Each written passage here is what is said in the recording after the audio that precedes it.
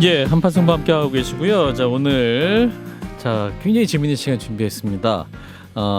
청와대가 시민들에게 개방된 지 이제 한 달이 다 돼가는데요. 이번 주 일요일부터 주일부터는 하루 관람 인원을 49,000명으로 늘린다고 하네요. 그래서 오늘은 청와대에 얽힌 역사, 건축 얘기를 해보려고 합니다. 또 가장 잘 말씀해 줄 수 있는 분을 모셨어요. 안창모 경기대 건축학과 교수님 모셨습니다. 어서 오십시오, 교수님. 네, 안녕하세요. 장 작가님, 김 소장님 인사 나눠주십시오. 자, 청와대 자리, 이게 고려 시대 때부터 역사가 있었다고 하는데 어떤 곳이었고 어떻게 변해왔는지 간단히 말씀해 주시죠. 사실 청와대 터의 한정에서 이야기하니까 고려시대 역사의 이궁터 이야기만 하지만 예. 사실은 고려 때 지금 한성부, 서울의 이전 명칭 한성부죠. 예. 한성부가 시작된 곳이 고려 때 남경이라는 그렇죠. 곳이었는데 예. 사실 정확하게 남경의 위치가 어디였는지에 대해서는 아직도 역사학계에서는 정확하게 밝혀진 바는 없습니다. 논쟁 중이군요. 네, 그래서 다만 지금 현재 교동이라는 지명이 있는 곳, 그다음에 전체 위치로 봤을 때 지금 청와대 터 정도가 아마 남경의 영역이었으면 확실하다 이런 정도였기 때문에 예. 그 중에서도 이제 지대가 가장 좋고 높은 곳에 이궁이 있지 않았겠나라고 해서 거기가 이궁터로 가장 유력하게 이야기가 되고 있는 곳이죠. 그렇군요. 이게 또 이제 청와대 그쪽이 이제 경무대라고도 했다고 하는데 옛날 이승만 대통령 때는 경무대라고 하지 않았나요? 네, 그렇습니다. 사실 그 경무대라는 이름 때문에 사실 여러 가지 논란이 많고 그 이름의 적절성부터 여러 가지가 있는데 예. 사실은 경무대라는 이름은 조선 시대에는 없었던 이름입니다.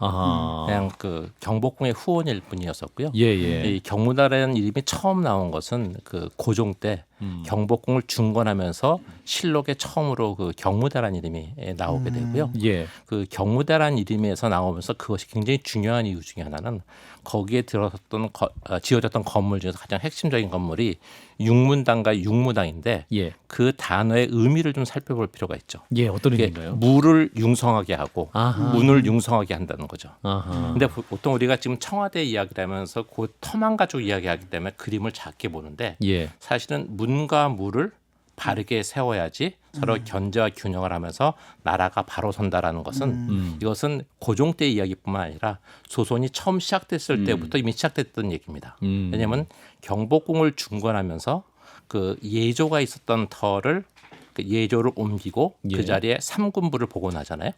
그다음에 의정부를 원래의 기능을 회복시키고 예. 그러니까 삼군부와 의정부는 조선이 문과 무가 바로 서서 나라의 틀을 바로잡겠다라는 그런 의지가 있는 것이기 때문에 고종 때 경복궁을 중건하면서 문과 무의 상징인 의정부와 상군부를 복원한 것과 함께 예. 사실은 경무대에 육문당과 육무당을 만들고 그 자리에 그 자리에서 과거 시험을 굉장히 많이 봤는데 그 모든 과거 시험의 대부분의 과거 시험에 고종이 직접 칠림을 해서 문제를 내고 지켜봅니다. 굉장히 부담스럽네요. 요즘으로 치면 대통령이 문제네요. 그렇죠. 그런 건데 그만큼 고종이 인재 양성에 뜻이 굉장히 있다. 공을 들였다는 얘기고 거기 청와대 가보신 분들은 아시겠지만 거기서 약간 그 구릉을 올라가면은 예. 거기서 앞에 서울 한양 도성이 내려다 보이고 멀리 관악까지 보이는 예. 그 정면은 아마 국가 경영을 위한 큰 그림을 그리는 장소로 굉장히 근사했을 겁니다. 그러네요. 그래서 당시에 굉장히 어려웠던 안팎으로 어려웠던 당시의 시대적 상황 속에서 고종이 어떤 의지를 가지고 경복궁을 중건을 했고 거기서 어떠한 그림을 그렸을까를 생각하기에 그 청와대에 지금 현재 터만큼 중요한 곳이 없죠. 그 이승만 대통령이 그때 사셨던 곳은 어딘가요? 그러면 이승만 대통령이 사셨던 곳은 지금 이제 철관 옛날 총독관저. 총독관저고요. 네, 총독관저가 이제 1939년에 지어지잖아요. 그 위치가 어디죠? 그럼? 거기 지금 보면은 관저하고 청와대 집무실보다 그 사이에서 보서 약간 아래쪽. 지금 터가 지금 가서 보면 표지석 것이 남아 있습니다. 그 위치를 확인할 수가 청와대 있는데. 터 근처긴 맞는 네, 그 연영 내에 있는데 있습니다. 네. 바로 그 경무대가 이제 굉장히 좋은 뜻을 가지고 만들어졌던 곳인데 예. 이승만 대통령의 장기 집권과 독재의 상징과 상징이 됐죠. 결부되면서 이제 경무대가 우리한테 굉장히 안 좋은 이미지. 그러니까 총독관저를 거기다 일본인들이 세우고 네. 거기를 들어가셔서 그걸 경무대라고 부르셨던 건가요? 그렇죠. 그러니까 사실은 이제 해방이 되고 났을 때 그 자리는 처음에는 하지 중장이 자신의 관저로 사용했었고, 근데 우리나라 미군정청이구나. 그렇죠. 미군정청이 뭐 그 총독부 건물이면 다 인수를 했었으니까. 예, 그랬다가 나중에 이제 그 민정에 이양되면서 이게 대한민국 정부가 수립되면서 이승만 대통령의 관저로 사용이 된 거죠. 네, 청와대가 이제 시민들의 개방이 되면서 지금 유튜브로 보시는 분들은 이제 시민들이 줄 서서 관람하면서 보고 계시는데 지금 이제 화면상에 유튜브로 그 파란 기와집 보이는 저 청와대 본관 건물인 것 같은데 언제 그럼 저게 지어진 겁니까? 저 건물이 지어진 건 1990년이죠.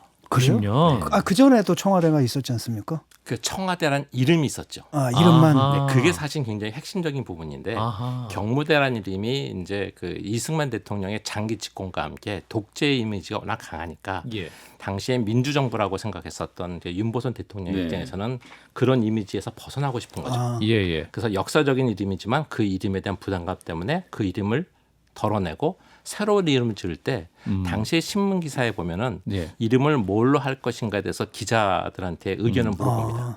그때 대통령이 제시했던 것이 뭐냐면 이게 그 당시에 총독관제의 기와가 지금 화면으로 나가고 있는 네. 게 총독관저 사진입니다. 그렇죠. 푸른색이구나. 예, 청와였기 때문에 아하. 그걸 청와대로 하면 어떠냐. 이것은 아마 백악관을 벤치마킹했을 것 같아요. 아하. 그렇죠. 네. 화이트하우스. 그게 하나가 있고 또 하나는 동네가 근처가 청진동이라는 그 지명이 있었기 때문에 청진동. 청진대라고 하면 어떠냐. 청진대. 네, 그때 대라는 것은 기본적으로 그 재밌다. 지대가 높은 평지를 이야기하는 예, 것이기 예. 때문에 그래서 바로 그게인데 그러다가 그 결론을 기자들한테 의견을 그때 기자들 의견을 냈다는 말은 없어요. 그런데 나중에 거기서 대통령이 그냥 청와대라고 해버리는 겁니다. 그러니까 사실은 그 청와대가 지금의 청와대는 건물의 종류나 격에 뭐 맞는다고 볼 수도 있지만 당시에는 총독관저의 기와지붕의 색깔을 보고 청와대라고 했기 때문에 아하. 사실은 오랫동안 그 청와대라는 이름은 적절하지 않은 이름입니다. 그러네요. 그럼 저 건물이 그럼 언제 저 사라진 건물이 90년? 네, 저 건물은 93년경에 93년도. 철거가 됩니다. 그러니까 새로운 건물이 만들어지고 나서 이제 얼마 있다가 야, 지가 그러면 저 철거가 건물에서 그러면 뭐 박정희 대통령부터 전두환, 뭐 노태우부터 모든 그렇죠. 대통령들이 거기 있어. 노태우 대통령 때 이제 현재의 청와대 건물이 만들어지니까 그때까지 굉장히 오랜 그 현대사를 담고 있었던 그럼 거죠. 총독 관저 말고도 다른 건물은 조금 더 지어서 보강해서 사용하긴 했겠죠. 그 밑에 이제 그 여민관 여민관, 같은 예. 건물도 있고 예. 이게 그 영빈관 같은 경우는 78년도에 있었으니까 네. 그러나 전면적인 보수를 한 것은 노태우 대통령 때 뜻을 그렇죠. 가지고 한 거. 신축을 한 거고 봐야 되겠죠. 그 1939년에 그 총독관저는 나중에 이제 좀 더 증축을 합니다. 60년대 70년대 증축하고 그렇지만 규모 자체는 사실 별로 크진 않았어요. 그러니까 사실 이름만 딱 갖다 붙였는데 나중에 건물 지을 때는 그 이름에 따라서 지은 이름에 거네. 따라서 그럼 영향 받은 거네요. 그렇죠. 사실은 그냥 결과적으로는 그렇게 됐고요. 결과적으로. 네, 결과적으로 그렇게 됐는데 아마 보통 저는 전통 건축 형식의 모습을 갖추는 것은 일반적으로는 정통성이 부재할 때 아하. 네, 민족적 정통성을 내가 계승하고 있다. 그 라고 정부가. 하는 이미지를 가지고 가고 싶을 때 보통 저런 것들을 많이 선호하죠. 그렇군요. 네. 북한도 그러면 그 김정일, 뭐 김일성 김일성, 위원장이 있는 그 궁도 약간은 전통 이미지를 강조하기 위해서 비슷하게 조금 다릅니다. 그 김일성 주석이 살았던 건 금수산 예. 주석궁. 예. 지금 나중에 지금 이제 달리 사용합니다만 그것은 얼핏 일반인들이 보기에는 그것은 우리나라 전통 건축의 모습하고 좀 다릅니다. 다른가요? 네, 현대적인 모습을 띠고 있는데 아하. 정확하게는 말하면은 사실 전통 건축의 이미지를 그 현대적 건축으로 번안한 겁니다. 아하. 그래서 우리나라 전통 건축의 목구조의 그 결구 방식을 현대적으로 번안해가지고 만들었기 때문에 예. 예, 금수산 주석궁 같은 경우는 사실은 딱 보면 일반인들 보기엔 전통 건축 모습 같지는 않은데 그게 뭐냐면 저기 만경대의 국회의사당 같은 경우 의사당 건물 예. 같은 경우도 사실은 전통 건축을 현대화한 거고 그런 것들이죠. 그러니까 사실은 우리가 알고 있는 북한의 이제 전통 건축의 모습은 인민대학습당. 근데 인민대학습당은 사실은 권위의 상징이나 권력의 상징이라고 보기 좀 곤란한 건물이잖아요. 왜냐하면 건물의 기능이 도서관이니까.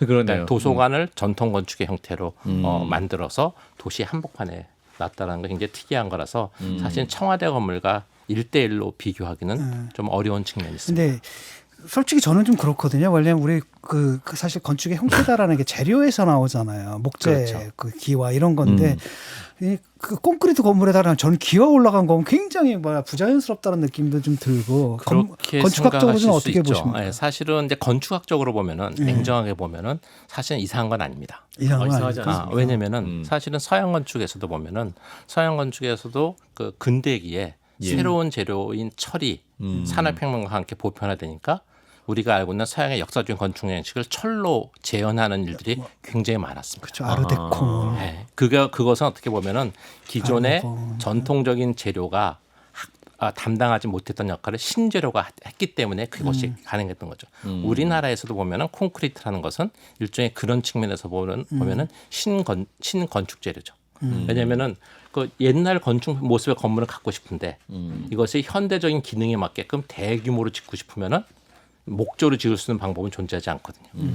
그렇기 때문에 건축적으로는 그런 실험을 할 수 있는데, 근데 우리나라 대부분의 지식인들이나 건축인들이 전통 건축을 콘크리트로 지었을 때 예. 굉장히 이렇게 부정적인 시각을 갖고 있는 것은 박정희 대통령 시기에 그런 콘크리트로 된 전통 건축이 본인의 정권을 정당화하는 방편으로 그 악용된 측면이 너무나 강하기 때문에 지식인들은 그것을 싫어하는 거죠.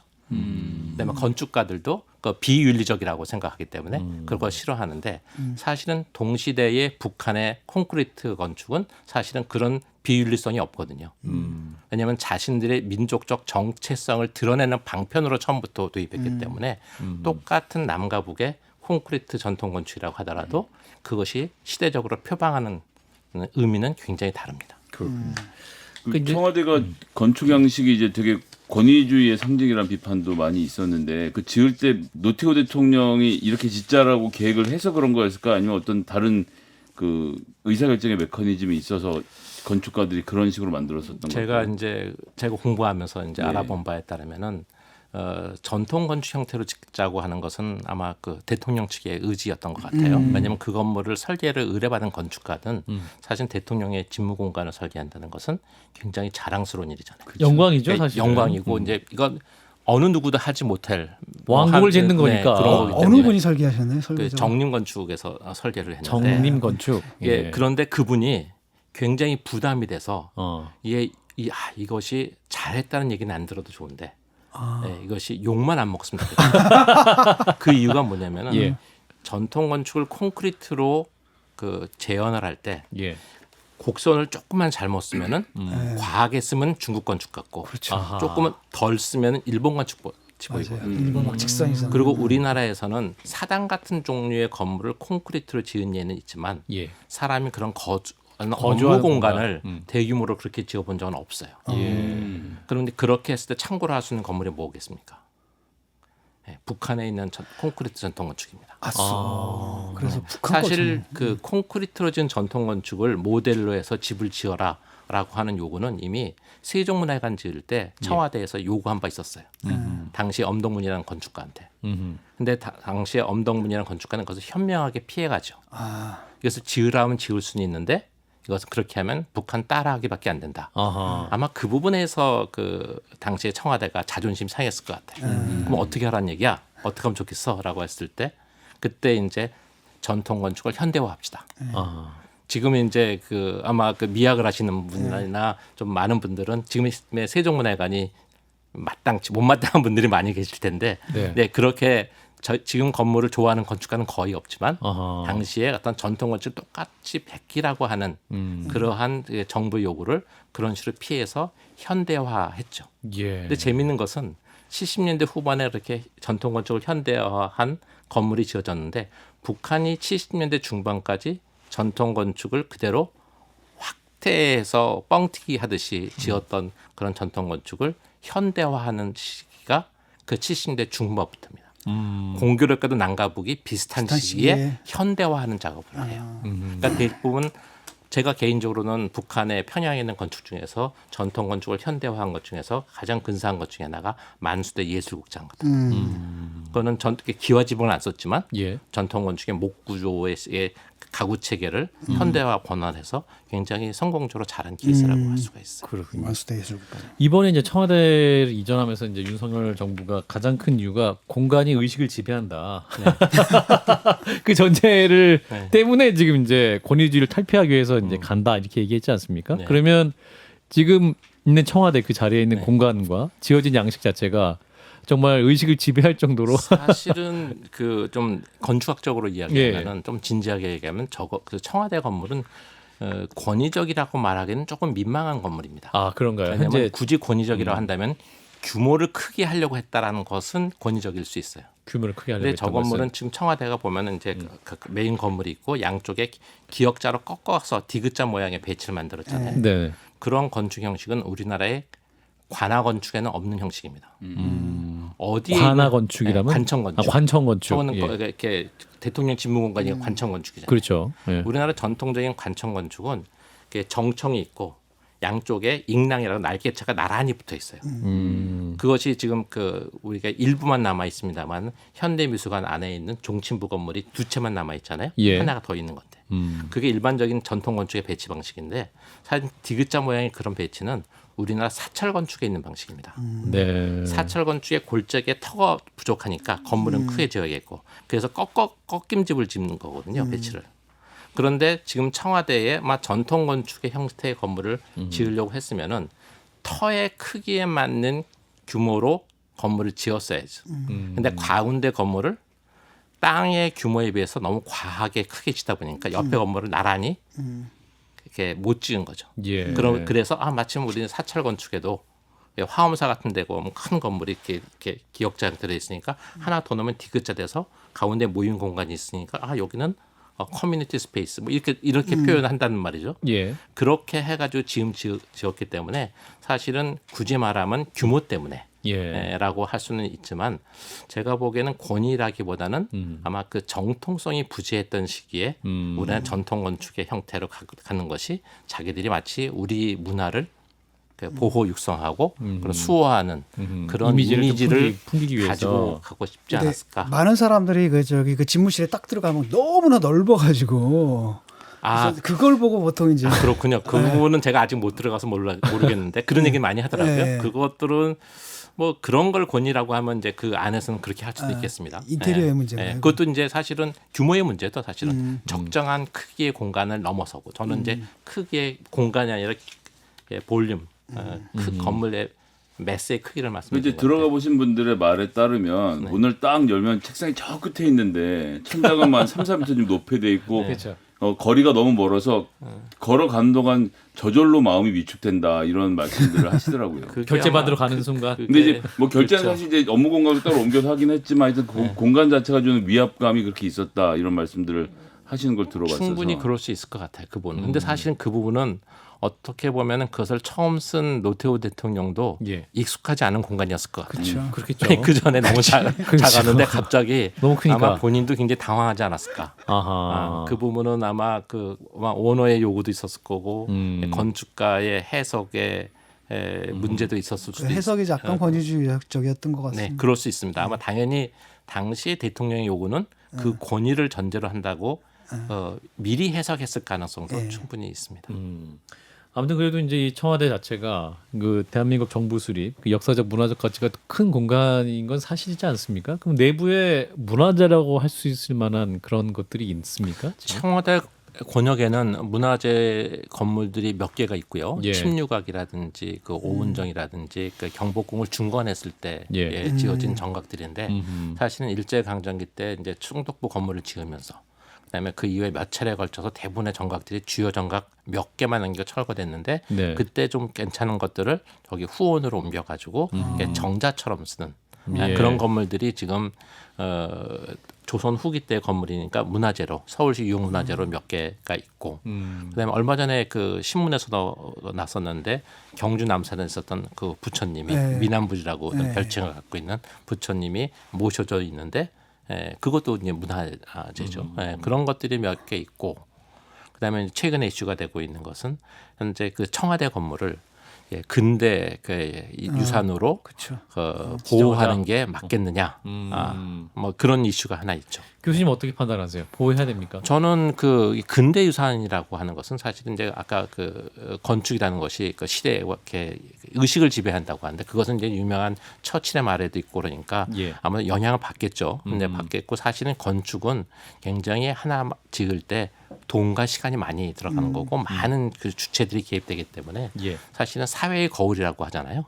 사실 실제로 그렇고 그리고 사실 청와대 같은 것은 이미 우리가 겪었던 아까 그 대통령 쭉게 늘었을 때 굉장히 놀라셨는데 그 역사를 담고 있는 현장이기 때문에 사실 우리가 이게 문화라는 말이 긍정적인 의미를 갖는 단어이기 때문에 우리가 좀 착시 현상이 있는데 사실 헤리티지는 그 긍정적인 의미만 가지고 있는 건 아니잖아요. 그러니까 사실은 그래서 역사유산이라는 표현이 더 적절하다고 생각하는데 그것이 우리의 근현대사를 터와 건물이 그대로 가지고 있기 때문에 예. 저는 그건 당연히 문화재로 현재 용어로 치면 문화재로 해야 되는데 하는데 그것을 칭송하자는 목적이 있는 것이 아니라 그것이 증거하는 그 의미와. 우리의 역사를 제대로 드러내는 게 그게 핵심이겠죠.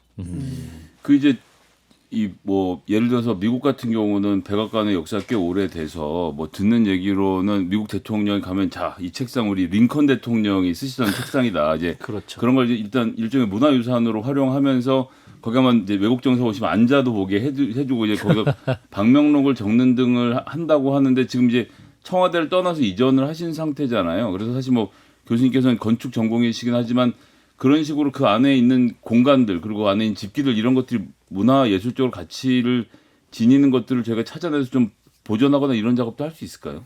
좀 그럴 수 있다고 생각합니다. 근데 단지 그때 이제 문화예술적 가치라고 하면 이제 건물의 그 물건의 완성도 높은 완성도를 떠오르기 때문에 예. 역사적 표현이죠. 그래. 예. 역사적 가치가 있는 것, 의미를 부여할 수 있는 것들을 찾아서 그 의미에 맞는 대접과 교훈을 찾아가면 되는 거죠. 난 이제 당연히 저 해야 청와대는 된다고 90년대에 지은 거고 그 전에 지었던 건물들은 다 지금 없어진 상태. 그렇죠. 거죠? 네, 위에 이제 일부 부재만 조금 남아 있더라고요. 이제 그런 문제가 있지 않습니까? 청남대에 보면은 역대 대통령 동상이 있는데 이제 그중에 순환을 당하는 게 역시 이제 전두환 강가의 동상인데 그런 걸 좀 안 했으면 좋겠어요. 왜냐하면 그 부끄러운 역사고 하지만 그것도 이미 우리 역사로 다 있는 건데 그냥 역사로 보내버리는 게 맞는 방법이 아닌가 이런 생각도 좀 듭니다.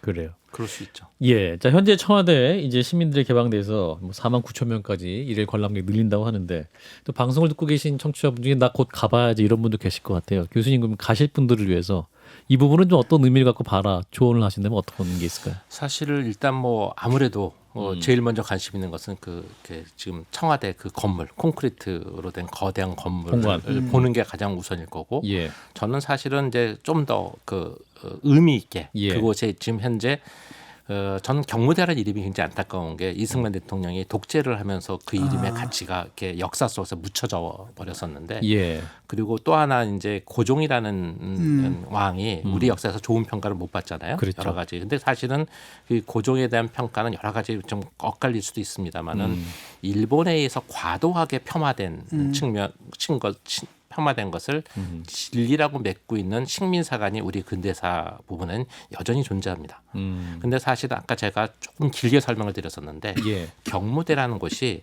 당시에 고종이 국가적 위기를 어떻게 극복할 것인가에 대한 고민을 했던 장소고 국가적 위기를 벗어나려면은 문과 무가 견제와 균형을 하면서 나라가 건강하게 유지돼야 되고 그러한 나라를 이끌어갈 젊은 인재를 뽑는 게 굉장히 중요하다라고 생각을 한 곳이 바로 그 청와대 그 터거든요. 예, 그리고 그것이 문과 무의 견제와 균형 이 사고는 거기만 있었던 것이 아니라 사실은 현재 광화문 앞에 그 정부정업청사의 상군부와 현재 의정부 발굴 그 현장에 있었다고 치면 사실은 조선이 당시에 처했던 시대적 위기 그래서 극복하려는 의지 이런 것들이 이 경무대에서부터 이 광화문 세종로까지 이어졌다고 보면은 역사의 큰 그림 속에서 그것을 극복하지 않은 우리가 그 이후에 어떤 순환을 당했는지 그리고 사실은 식민 잔재를 청산하지 못한 그 결과가 결국 경무대를 독재자한테 넘겨주게 됐고 그러한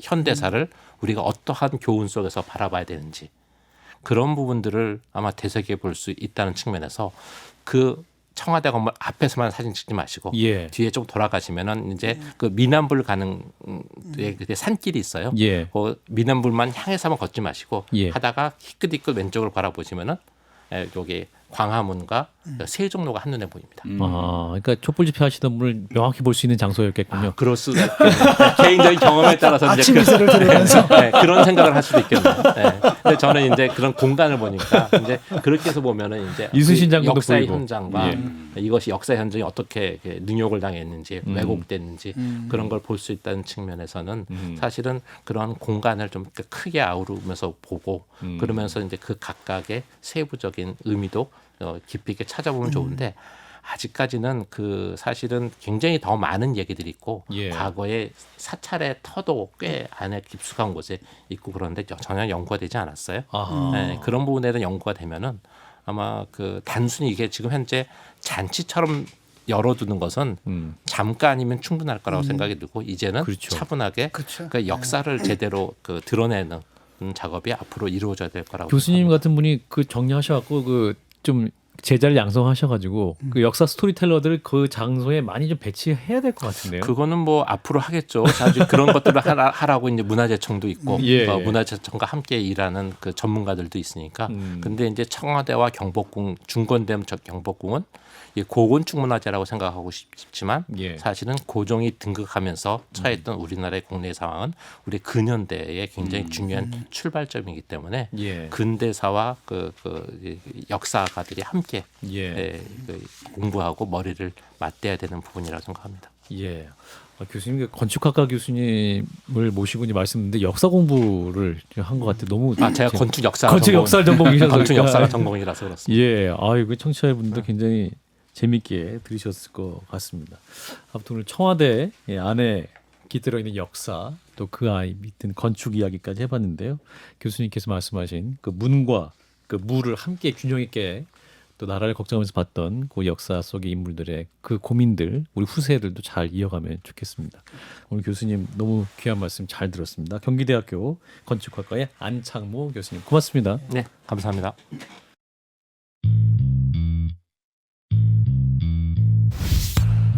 예, 자 한판송 오늘 마치고요. 자 두 분 마무리 발언 15초씩 진 작가님. 경무대가 그렇게 좋은 뜻이 있는 줄 몰랐습니다. 경무대 하면 자꾸 자유구만 떠올라가지고. 자 김 소장님. 예, 역사를 바로 알고 그 역사는 좋은 것도 나쁜 것도 함께 남기는 그것이 되게 중요할 것 같습니다. 예, 방송 들으신 분이 거의 헤드셋 해설 음성 같으셨다고 우리 안창모 교수님 칭찬해 주셨습니다. 자 오늘 또 방송 함께 해주신 여러분 대단히 감사합니다. 저는 박정우였고요. 내일 뵙겠습니다. 한판 승부.